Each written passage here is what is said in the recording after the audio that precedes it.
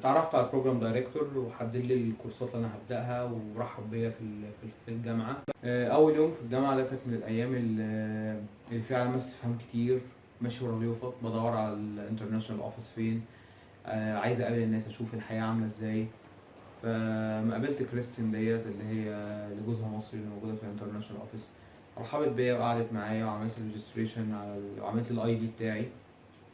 وقلت لها انا معيش فلوس، يعني انا جايب الفلوس بتاعتي، فانا عايز افتح بنك اكاونت عشان البعثات ليها مكتب اللي هو المكتب الثقافي موجود في واشنطن. وابعت لهم ايميل واكلمهم في التليفون واقول لهم يحطوا لي فلوس في الاكاونت بتاعي عشان اعرف اعيش. ف ادتني ورقه من الجامعه، رحت بنك اوف امريكا الناحيه التانيه من الجامعه. عديت الشارع، مشيت في الحر 10 دقايق ربع ساعه لما وصلت البنك. دخلت، قعدت استنيت شوية وبعد كده قابلني واحد اسمه ويستن ورحب بيا. الراجل بيستقبلك من الباب بقى لحد المكتب بتاعه. عرفته بنفسي وخد جواز السفر بتاعي وفتح لي بنك اكاونت عندهم بكل سهولة. قلت له انا معيش فلوس، انا لسه طالب جاي ادرس في امريكا وعايز افتح بنك اكاونت هيتبعت لي عليه مرتبي كل شهر. المرتب بتاعي كان حوالي $1800 وادوني تقريبا $1000 كتب ومعيشة أو حاجة زي كده. فادوني $2800. دي أول مبلغ اتحط في الأكاونت بتاعي في البعثات. قعدوا شوية طبعا الواحد يخلي باله قوي في البنك أكاونت والفرع البنك، علشان لو في غلطة في الرقم التحويل ما بيبقاش مظبوط. فللأسف أنا حولت، بدلت 5 ب6 و6 ب5 وبعت لهم الرقم دوت المكتب الثقافي اللي في واشنطن. بعتولي الفلوس فالفلوس ما سمعتش في الاكونت بتاعي. وبعديها كلمتهم قلت لهم فين الفلوس، قالوا لي احنا بعتناها.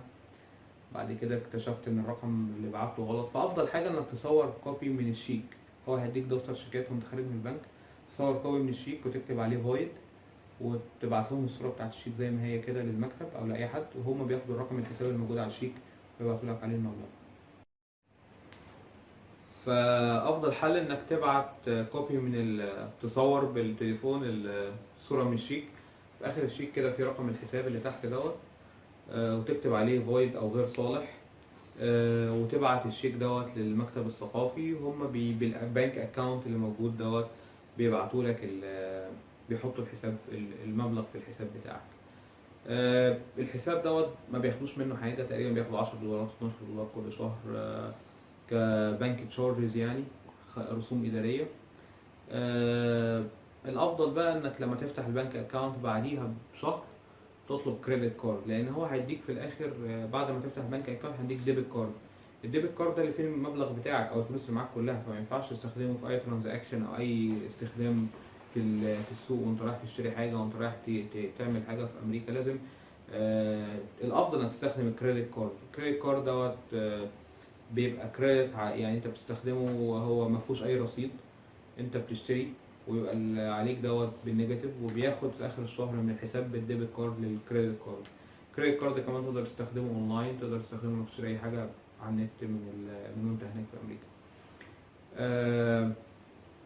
امريكا مختلفه عن مصر ان احنا كل حاجه بتشتريها انت مش لازم تشيل معاك فلوس خالص، مش لازم تشيل معاك اي سيوله في جيبك. الديبت كارد والكريدت كارد في جيبك دول كافيين جدا.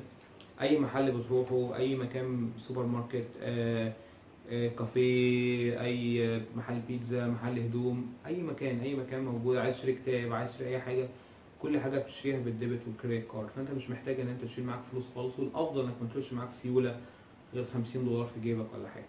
اكتر من كده ما يحبذش انك تشيل معاك سيوله. الكريدت كارد كافي جدا انك تشتري بيه وتتعامل بيه في كل حاجه. الميزه كمان في الكريدت كارد ان انت في اخر الشهر بيبعت لك فاتوره بالمبلغ اللي عليك والحاجات اللي انت اشتريتها، وتقدر تتابع كل ترانزاكشن انت عملتها وكل حاجه اشتريتها في الشهر، وتقدر تورجنايز نفسك على حسب البادجت اللي معاك. انت استهلكت كتير، ايه اكتر حاجات بتصرف فيها، اكتر حاجات ما بتصرفش فيها. فدي ميزه في الكريدت كارد ان انت تقدر تتابع نفسك وتعرف انت اشتريت ايه وما اشتريتش ايه. الحاجه التانيه ان في بعض الناس بيتسرق الرقم بتاع الكريدت كارد وبتشتري، فمهم جدا انك تراجع الفاتوره بتاعت الكريدت كارد بتاعك او الديبت كارد انت اشتريت بيها ايه، الحاجات اللي انت ما اشتريتهاش او الحاجات اللي انت شايفها قاضي على المشتريات اللي انت بتشتريها. غالبا اللي بيسرق $1 $2 عشان ما تحسش بيهم. بس لو حصل معاك كده او الكارت بتاعك اتسرق او حسيت ان في حاجه غلط، بتكلم البنك تقول لهم انا حاسس ان الترانزاكشن دي مش سليمه وانا ما اشتريتش الحاجه الفلانيه، بكل سهوله هما بيلغوها لك، وبيقول لك وبيغير لك الكارت بتاعك ويديك كارت جديد.